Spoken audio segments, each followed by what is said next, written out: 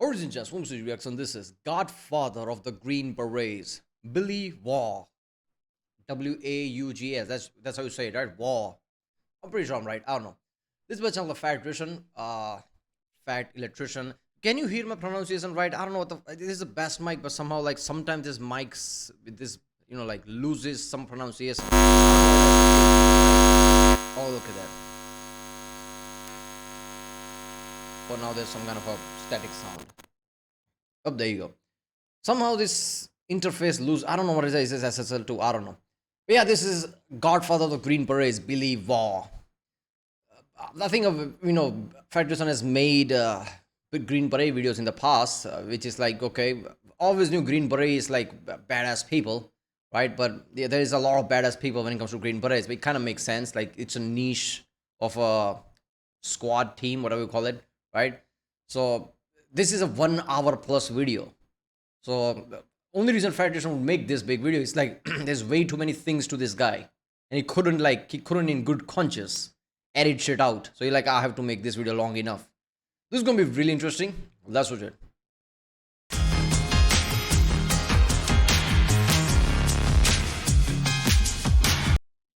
Remember people, if you like my reaction, don't forget to like and subscribe so I know which type of videos to react to more. I like watching videos like this. Federation, this is like primary channel now that I watch videos like this. I'm pretty sure I used to watch like Count Dankula and things like that, but somehow YouTube doesn't like him.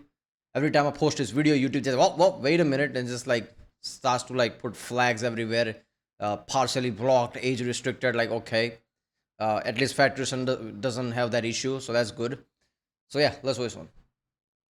Korea to Afghanistan and every conflict in between, I have fought whomever my country has ordered me to fight. For 50 years in 64 countries, I have sought and destroyed the enemies of my country, whether they be called communists or terrorists, wherever they hide. Today we're talking about Billy Waugh, aka the Godfather of the Green Berets. Now I'm here to tell you the story about Billy Waugh, but we have to get one thing very clear right out of the gate. Whether you want to admit it or not, everybody wants to be cool. I want to be cool, you want to be cool, but none of us will ever be as cool as Billy Waugh showing off his integrally suppressed MP5 at the age of 72 while he was actively— Look at the glasses. Look at the glasses. I love this. Look at the checkered shirt, glasses, the belt. God, this is the best look ever. You can only hope you get this old and can pull off this look, right? It's not even like, okay, he's a Green Beret and that's why he's cool. Obviously, there is that. But even if people didn't know who he was and just saw the pictures, like, damn, look at that. His integrally suppressed MP5 at the age of 72 while he was actively hunting Osama bin Laden. Fuck bin Laden. And full transparency, this is usually the part of the video where I have a cool monologue lined up that's designed to hook you and draw you into this story, but today, I'm just gonna read you this old man's rap sheet. One of the only men to ever jump out of a plane with a nuclear warhead strapped to his body. He is a pioneer of halo jumping. His awards are as follows: 1 silver star, 4 bronze stars with V device, 4 Army Commendation medals, 14 air medals, 2 combat infantry badges, and 8 Purple Hearts. But I'm not done yet. Airplane crashes survived. 2 helicopter crashes. You know that you play the Call of Duty video game and like your achievement just ranks up. It's like, oh, this is not realistic. Apparently it is. There you go. He's just playing Call of Duty campaign. He's a protagonist. Survived. 3. Number of enemies killed in combat, unknown. Number of missions completed, redacted. The unclassified men of note that he has hunted: Edwin P. Wilson, General Giap, Osama bin Laden, and probably the most notorious terrorist of all time, Carlos the Jackal. Decades in operation, 5. Countries he's operated in, 64. Number of times that he was captured by the enemy, 0. And we're gonna get to it right after a word from our sponsor. Nicholas, what is this? That's the new CMMG BR4. When did you get it? I've had it. Nice recovery. No, I would have remembered something like this. Okay, fine. I just got it, but I had to because it's the only one they Cerakoted to look like a Busch Light can. So you got a new toy. What do I get? I mean, what do you want? I don't know. I'll do some shopping and I'll let you know. So have fun with the ad. Mayday! Mayday!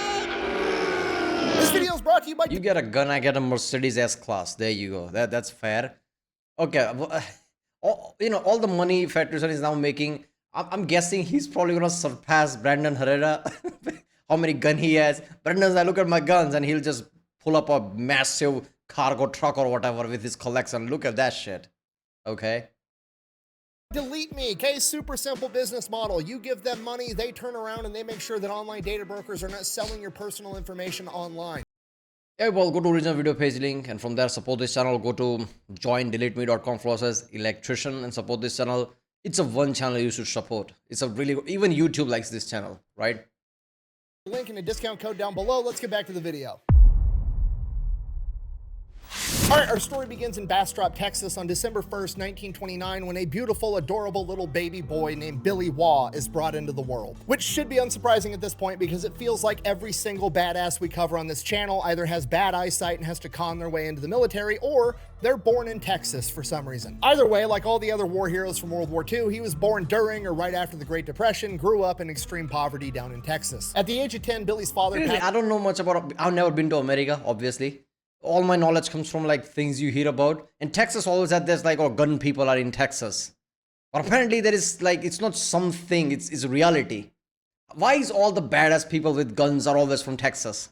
All these stories are usually like some badass guy, he's from Texas. He always has like one bad eye. You always go through eye exam and like, okay, I guess you pass.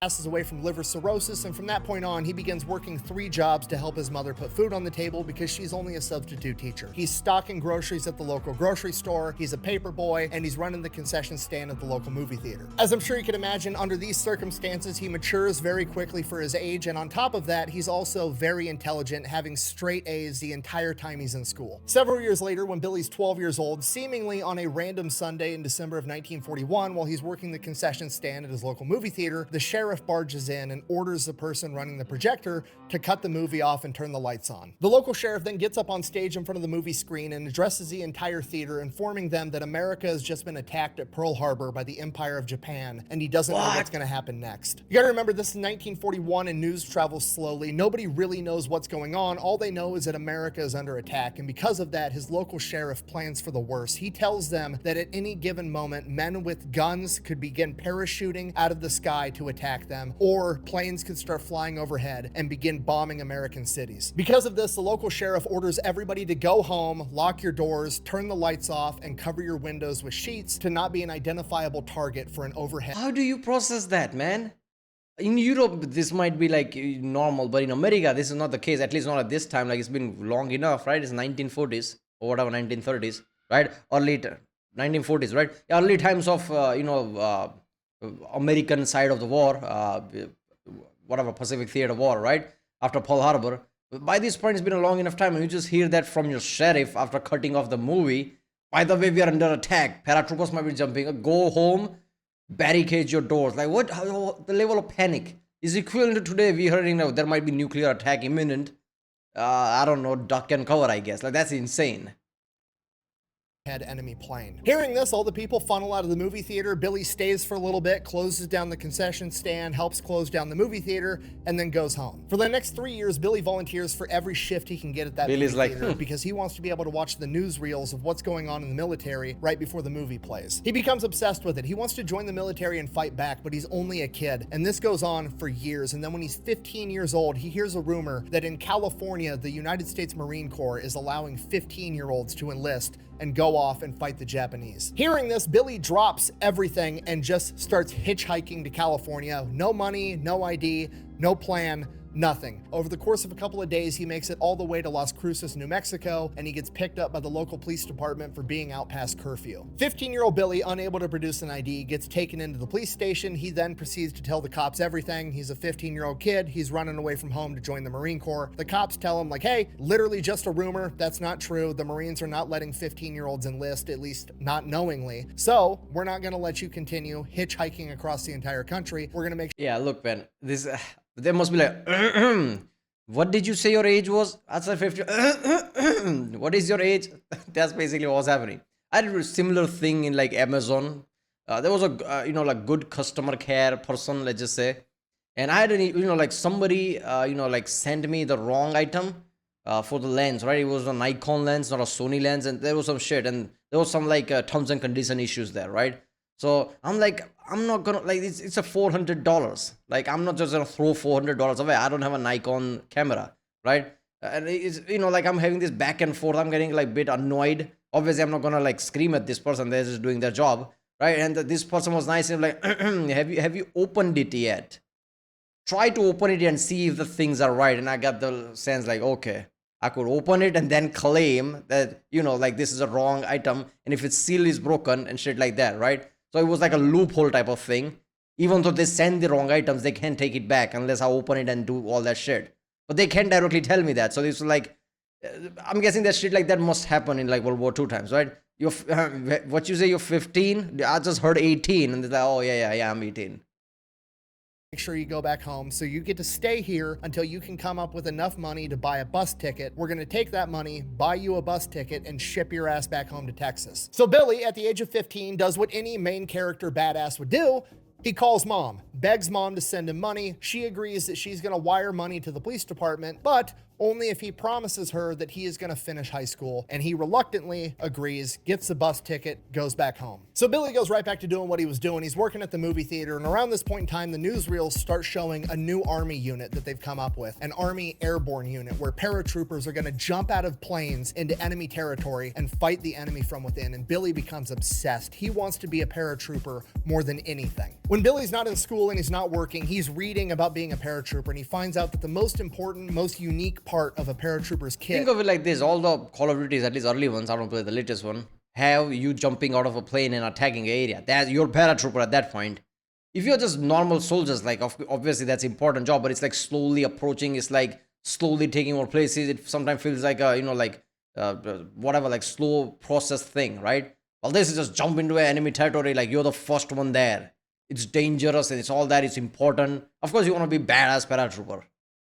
Is the unique jump boots that they use, and he wants a pair more than anything. So he starts slowly saving up nickels and dimes, whatever money he can get, until he can go off and buy his very own pair of paratrooper boots. And this goes on for years. He lives up to his word, fulfilling his promise to his mom. He does graduate high school with a 4.0 and then immediately enlists in the United States Army to become a paratrooper. And he does exactly that. He becomes a paratrooper, gets attached to the 82nd Airborne Division out of Fort Bragg. No, not that one. Definitely not that one. There you go, that one. Now, by the time Billy gets through training and is actually out in the Army, World War II is over. There's no prospects of going to combat on the horizon, and he kind of hates it the entire time. It's basically like work out in the morning, clean your guns, maintenance cars in the motor pool, doing a bunch of stuff that isn't being out in combat, so Billy absolutely hates it. And this goes on for years, and right as Billy's contract's about to be up and he has to decide whether he's going to re-enlist or not, the Korean War kicks off. Yeah, well, I thought he was going to be like something in World War II, but yeah, it's just like he just missed it, right? No, knowing from all his accomplishment, obviously, like with a hindsight, he would have been some badass guy in World War II. But then again, what if he died in World War II? We wouldn't have gotten this badass guy, I guess. Off. So Billy re-enlists for another 3 years just at the prospect of potentially getting to go off into combat. And Billy gets just that. He goes over to Korea as a private first class, fights through the entire war, and by the time the Korean War is over, he is a sergeant first class, which is a pretty rapid ascend through the ranks. Reflecting on his time in the Korean War, he said, and I quote, "I didn't like the Army at all until I got my first taste of combat in Korea. For the first time in my military life, I felt completely at home." After the Korean War, Billy gets orders that he's going to be stationed in Augsburg, Germany, so he starts making his way there, and as he's making his way there, he boards a This makes sense. Like if you buy a great home and if you just like do chores around the home, just clean it and just make it tidy, it feels annoying until you sit down on your sofa, look at your like balcony or something, see horizon, drink your coffee, tea, whatever. I drink tea, and sit down and like temperature is just right. Birds, like you can hear the sound of birds outside, leaves falling. That's when it feels like it. This is why I tidied up my house.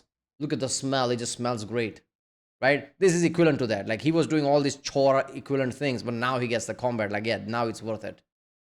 train to go into Germany. That's the best example I can give. On that train, there's a couple of sergeants, and these sergeants have a weird patch that he's never seen before. It's an airborne patch. There's only a couple of airborne units, and it's weird that he's never seen this one before. It's this red shield with a plane and a parachuter jumping out the bottom of it. So he goes up and asks the sergeants, like, hey, what unit is this? I've never even heard of you guys. At first, they're kind of being secretive, but over the course of this train ride, Billy keeps prying at him, and eventually they tell him that they're part of a new secret unit that just got formed called the 10th Special Forces. And this is America's first first official special forces unit that would eventually grow and become what we know today as the Green Berets. And the reason they were called the 10th Special Forces is because they were so secretive that if anybody did ever find out about them, they wanted them to find out about the 10th Special Forces unit, making people think that there must be at least 9 others, when in reality there was actually only 1. So Billy keeps prying. He's like, cool, that's great, but like, what do you guys actually do? Like, what does being special forces even mean? Because the concept wasn't even known at the time. And these guys are like, honestly, we don't even know yet. We're just getting highly trained in absolutely everything, and we're supposed to be a force multiplier on the battlefield. We're supposed to be the guys that go on all the top secret, super dangerous missions that nobody talks about. And hearing that, Billy's immediately sold. He has to be a part of this unit. So he starts asking questions, and they're like, actually,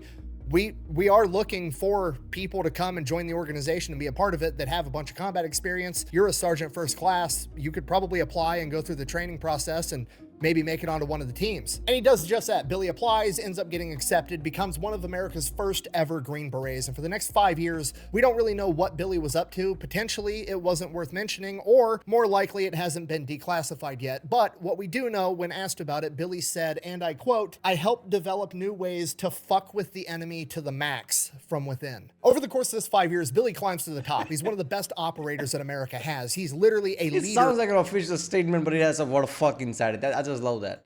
In a tier 1 unit. If you don't know what that means, there's 3 tiers. Typically speaking, tier 3 is like your normal ground pounding infantry units. This is like your 82nd Airborne, your 101st, your 10th Mountain Division, your conventional warfare guys. Tier 2, which is often confused with tier 3, is your normal Navy SEALs, Army Rangers, Green Berets. And then they have tryouts, and they take the best from tier 2 and put them in a tier 1 unit. So this is the things you've heard of, like Delta Force, CAG, SEAL Team 6, the unit. These are all tier 1 guys, and Billy is a leader at the tier 1 level. So when Billy does come back into focus, Delta Force is like, I think Federation should make a Delta Force video, like not just about a person, about the whole Delta Force. I think Federation has this whole genre he could tackle, talk about the entire divisions from the history to now.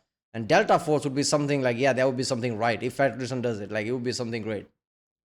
or on the record in 1960, this is like the peak of the Cold War. There's all kinds of crazy new ideas going on of like what the future of warfare is going to look like. Everybody's investing in nuclear bombs, trying to figure out new ways to implement nuclear warfare. We've got America with Atomic Annie figuring out how to shoot nukes out of artillery. We've got the British over here developing chicken-powered nuclear landmines. We've got the Davy Crockett, which is where American soldiers are trained to shoot a small nuclear warhead out the side of a moving Jeep with a recoilless rifle. And while all this crazy shit's going on, somebody inside the US government realizes like, hey, this is all great, but there's a lot of work involved. You know what I mean? I have to get this giant artillery piece in the right place at the right time, or I have to get a Jeep on the ground, or I have to bury a chicken-powered nuclear landmine. What if I just want to create a second spawn point for the sun in secrecy to really surprise the enemy? So the United States, in top secrecy, created green light teams. The idea was basically take the best Green Berets that we have, train them to jump out of a plane, like with a parachute, with an atomic bomb strapped to them. They would then land, sneak behind enemy lines, plant the nuclear bomb wherever it needed to be planted, set it on a multiple hour-long timer, and fucking run.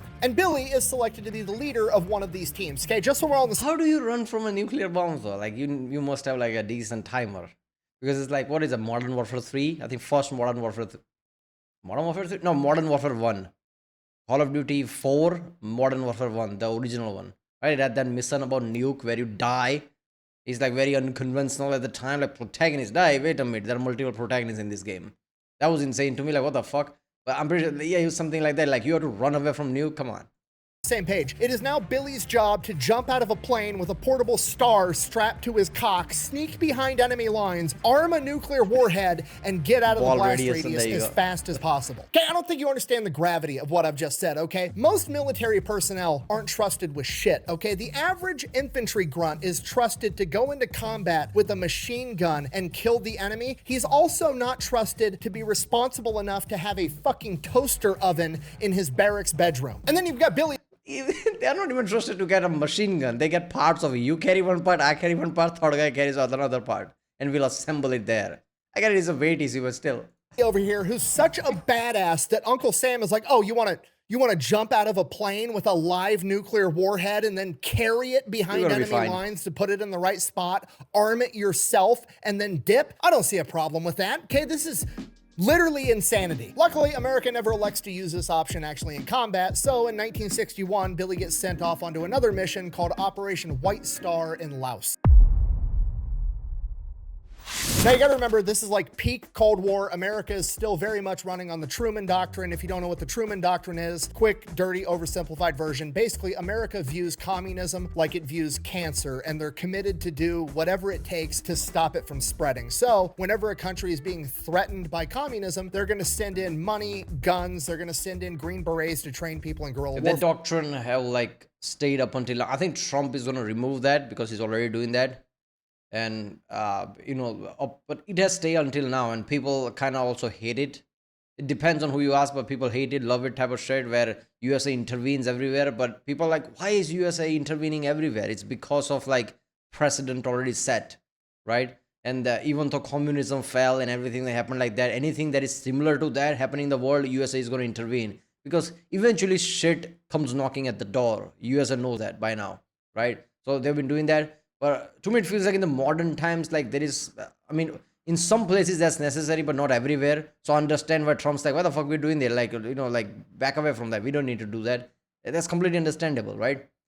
People who hate Trump, it's just like, okay, anything Trump does is wrong. At that point, you're just creating this kind of a team. Don't think it like that. Have a rational thought, man.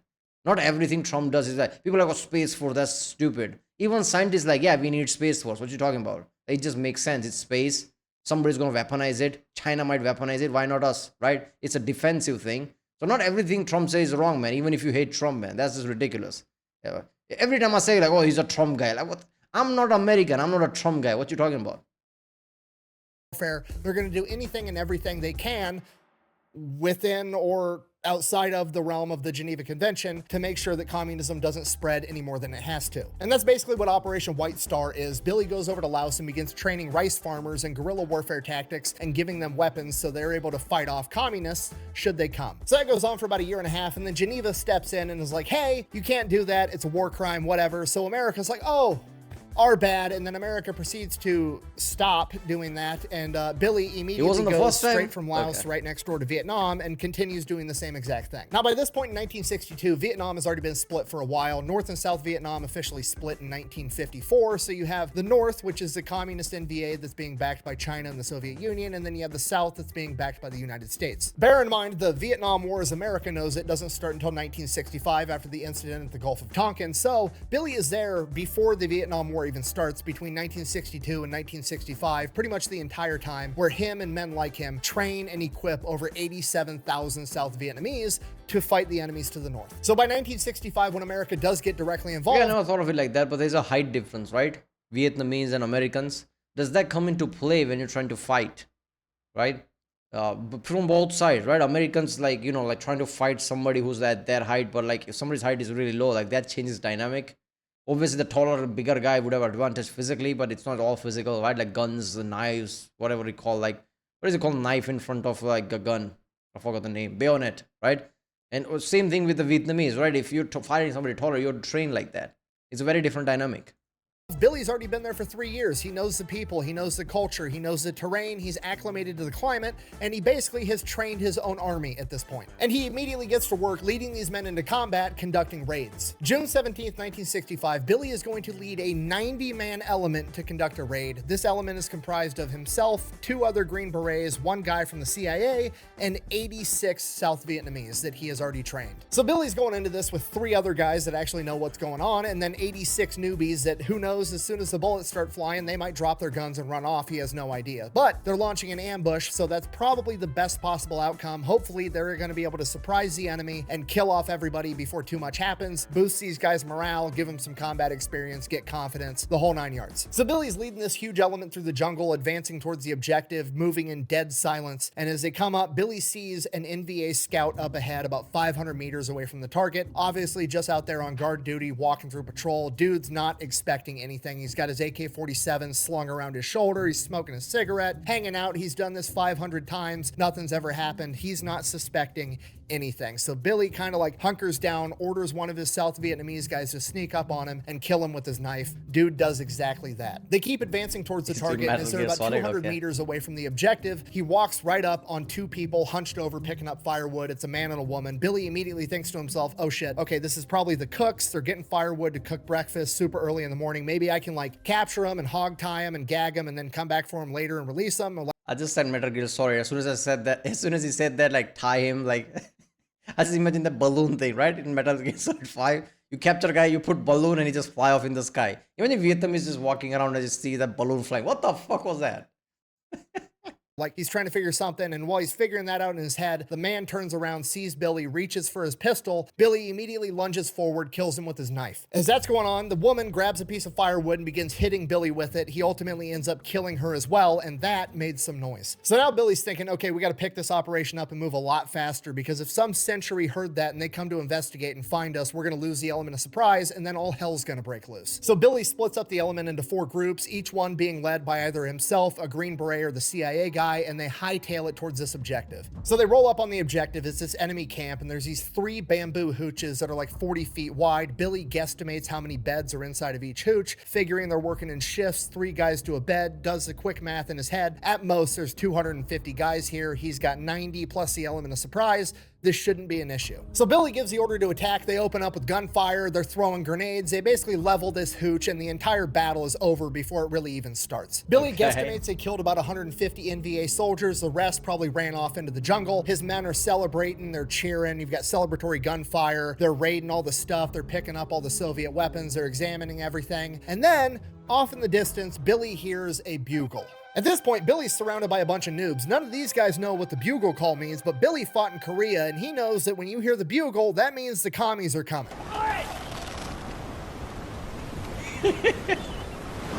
Best clip. Sounds good.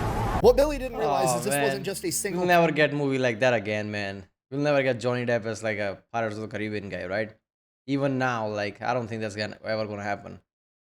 Camp out in the jungle with 3 hooches in it. It was one of about 12 camps of 3 hooches, all in close proximity to each other, and Billy's taken out one of 12, meaning that it wasn't 250 men there, it was like 3,000. Billy has all this run through his head in the matter of a second, has his oh fuck moment, pulls out his flare gun, fires a flare up into the sky, which all of his men know is the signal to retreat back to the rallying point, which is an old cemetery about 650 meters away. It's on top of a hill, so they're going to have the high ground, some cover, and that's where their comms Like equipment Fallout, are, so they're going to be able to call in Cemetery. airstrikes. It's the only chance they have of surviving this. As soon as Billy fires a flare, everybody kind of looks at him like, what the fuck's going on? And then immediately machine gun fire opens up and green tracer rounds are flying everywhere, and they all take off running back into the jungle, headed towards that cemetery. At this point, it's complete chaos. Everybody's running off into the jungle in different directions. It's essentially every man for himself. So Billy's running through the jungle. The enemy's about 100 meters behind him, shooting at him. He's dodging all the bullets through nothing but luck, and he gets to within 150 meters of the cemetery, which is great, but the problem is the last 150 meters between him and the cemetery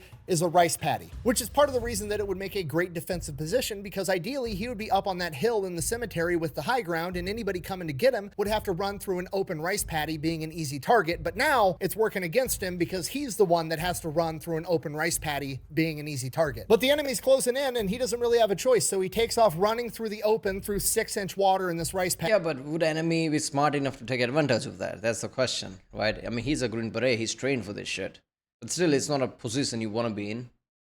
Makes it a couple 100 yards and then takes a bullet to the leg, collapses. He immediately gathers whatever composure he can and starts crawling on all 4s over to the side of the rice paddy where there's this big irrigation berm. And he crawls up the side. He's got a little bit of concealment as he looks back and sees that there's over 30 of his men dead in this rice paddy behind him. At this point, everything's gone to shit. There's nothing he can do except try to survive. So he just keeps crawling down the side of this berm. He makes it another couple 100 feet, and then he sees this big man-dug hole. He doesn't know if it's a tunnel. He doesn't know what it's even there for, but he decides he's going to crawl in there and try to hide. It's his best shot. So he pulls himself over the edge and falls into this hole or tunnel opening or whatever the hell it is, and there's so much water and it's so muddy, he's immediately just stuck inside this mud and can't dig himself out. But it's dark. Maybe he can cover himself in the mud and hide here and wait till tomorrow and then make a clean getaway somehow. And as he's in there in this hole, he just hears heavy, labored breathing. So he starts fighting his way through this mud, working his way deeper into this hole, and then turns a little bend and comes face to face with a water buffalo, shits his pants, pulls his knife out immediately, and then realizes this water buffalo's stuck too, and it's Oh my god, this is like it's like Stalker or something, right? Like you're running out for something, get in a tunnel, there's a mutant there. What the fuck? He's playing video games right now. That's insane. blocking the rest of the way. As soon as that happens, Billy hears somebody else jump down in the hole behind him. He whips around and it's the CIA guy. And the CIA guy's like, they know we're here. We gotta go. Billy, thinking fast, realizes, no, you have to go. I'm stuck in this mud. Don't wait for me. Get out of this hole. Get up to that hill. Get the comm equipment and call in an airstrike. It's the only chance we've got. CIA guy hops back out the hole. He takes off. Billy fights his way out of this mud over the course of the next couple minutes, pulls himself out of the hole, starts crawling towards this cemetery again, and immediately gets hit with another bullet. This time he gets hit in the foot. Billy looks down. His foot is just shredded. It's hamburger meat. He can literally see his bones sticking out the side of his boot. Immediately thinks to himself, fuck, that's the end of my military career. Not, I'm gonna die, not, this is the end. Hasn't given up on making it out of this situation yet. He's such a badass. His only concern is, I'm not gonna be able to jump out of planes with nuclear bombs strapped to me anymore after this. So he reaches down into his bag, pulls out his little aid kit, pulls out all 3 morphine syrettes that he has, hits himself with all 3 doses of morphine, waits for a couple seconds, feels a warm, tingly feeling go over him, but that's it. He still has excruciating pain, at which point he realizes, I'm really fucked up. A couple of seconds later, a bunch of Americans... I'm surprised shock didn't set in at that point. You can't ask morphine to do all that shit. What is it called? Latest drugs that's like even more stronger. Like maybe that would work. Drugs would probably kill you. Planes come screeching by, dropping bombs and napalm on the wood line that the enemy's inside of, at which point Billy's like, okay, I still got a chance, and he keeps crawling towards the cemetery. Billy's crawling for a couple of minutes, and then all of a sudden... everything goes black. Punching through the blackness, Billy can hear a helicopter off in the distance. Billy wakes up, head pounding, still in excruciating pain, feels his head. He's got a big gash and a nice dent in his forehead where a chunk of bone is missing. What the fuck happened? Oh shit, the sun was over there and now it's over there. How much time has passed? He looks at his watch. His watch is gone, and then he's like, oh shit. I was wearing sleeves. Where are my sleeves? He looks down. He is butt-ass naked on the side of this berm, covered in mud that is now baked to his skin. He has no idea what actually happened. His best guess is that he caught a ricochet round to the head, knocked him unconscious, and then the NVA found him, assumed he was dead because how fucked up he was, stripped him of his clothes, stole his Rolex, and left him. So the helicopter lands. They pick Billy up. He finds out that himself and 15 other men were the only ones to survive. The medics start working on him, giving him medication. He passes back out, and for an unknown amount of time, he's just in and out of consciousness. He's in an aid station, then he's in a hospital. He vaguely remembers General Westmoreland visiting him at his bed and giving him his 6th Purple Heart and a Silver Star for Valor. And the next thing he knows, he's back in America in a hospital for the first time in 5 years. So when he really comes around, he's at Walter Reed Medical Center. He figures out everything that happened to him. And while he was in the rice paddy and down in the mud and getting baked in the sun, leeches had made their way into a lot of his wounds, and he had deep, deep infections inside of his leg. And they were talking about amputating his entire leg. Whoa, no touchy. No touchy. No touch. He absolutely doesn't want to lose his leg for obvious reasons, on top of the fact that he still has an aspiration of being able to remain in the military and continue being an operator. So he's begging the doctors, don't amputate it, just keep giving me penicillin. And this goes on for like 3 months, and the infection still won't heal. By this point, he's up, he's moving around. This is so fucking dangerous, man. Sepsis is really fucked up. You don't know. That's the thing. Doctor can never know when it's going to be point of no return, which is the fucked up part. But there's always that dilemma. Like, you don't want to amputate your leg for obvious reasons. Like, surely you can save it. Just give me penicillin. But that might be the last thing you ever do before it becomes too much. Like, infection and like all the pus, right? White bloods and everything, just pus and everything, infection is spread through your blood. At that point, like, your kidney is gonna go, your heart's gonna go. It's like point of no return. They'll basically tell you you're gonna die now. This is such a fucked up scenario, man. Around, he's all together, but he still just has this nasty infection in his leg, at which point he asks the doctor, like, hey, just give me the antibiotics, let me go home on leave for a couple of days, I'll heal up there, leave the cast on, do whatever. So the doctor's like, okay, they give him penicillin, they slap a new cast on, they send him on his way for leave. Rather than going back home to Texas, Billy finds the nearest flight that he can and makes his way back to Saigon. So Billy gets to Vietnam, meets up with some of his Green Beret buddies. They're drinking at a bar. They're telling him that they're part of this new unit that they just started called the Studies and Observation Group, aka SOG. Billy gets filled in on the scope of what this new MACV SOG unit is supposed to be doing. Basically, they're going into Laos, Cambodia, North Vietnam, and they're conducting guerrilla warfare against the Viet Cong and the NVA. These are all areas where the American military is not supposed to be, so they will not be in uniform. If anything goes wrong or sideways, nobody's coming to rescue them. It is extremely dangerous missions. MACV SOG does a ton of different things during the Vietnam conflict, but to give you an idea of what these guys are doing, you have missions like Operation Eldest Son. Basically, the NVA is using Laos and Cambodia as the neutral territory where they're not supposed to be able to smuggle supplies deep down into South Vietnam so that the Viet Cong have resupply, and that's what's keeping the war going on that front. So MACV SOG during Operation Eldest Son goes into these territories that they're also not supposed to be, essentially waging a shadow war. They track down where the NVA are and where they're leaving all these weapons caches for the Viet Cong, and then rather than just destroy it so they know they're there, they decide to be sneaky and they go into these weapons caches and swap out a bunch of the weapons, equipment, and ammunition with faulty weapons, equipment, and ammunition, with the goal being to harbor distrust and demoralize the Viet Cong, because it's pretty hard to wage a war when you go to reload with all the bullets the NVA gave you and then suddenly your gun jams or it blows up in your face because the Americans swapped it out with faulty ammo. And if you want to see what that looks like, my friends Adam and Bryce over at the Ballistic High Speed channel actually did an entire video on Operation Eldest Son where they actually tested this faulty ammunition. Yeah, MACV SOG is insane. All the like covert shit that did. It's like Cold War at its peak, but in Vietnam. Yeah, so Billy's gonna be obviously the big chunk of the video is left. He's gonna be this, right? Obviously he's gonna be badass as fuck. What's surprising me that he had like ricochet bullet to head. He blacked out for like a full day. And he wasn't in shock, he wasn't in like pain, or just like, wait, what happened? You get a paper cut in the that just hurts. He got bullet through, like completely, the skull is missing like some portion. The level of adrenaline you need at that point, level of badassery you need. Because any kind of doubt flips that thing and you're back to panic. And panic equals shock. Only way to do this, adrenaline so high, he doesn't care. Like, okay, I need to get through this. He's not even worried about pain. That's insane. Or you know, people, I have to go right now. I'll do the second part later. This was awesome, right? Second part is going to be like 40 minutes or something. Yeah, that's how much is left. Yeah. If you like my Rick, subscribe, and I'll see you next time.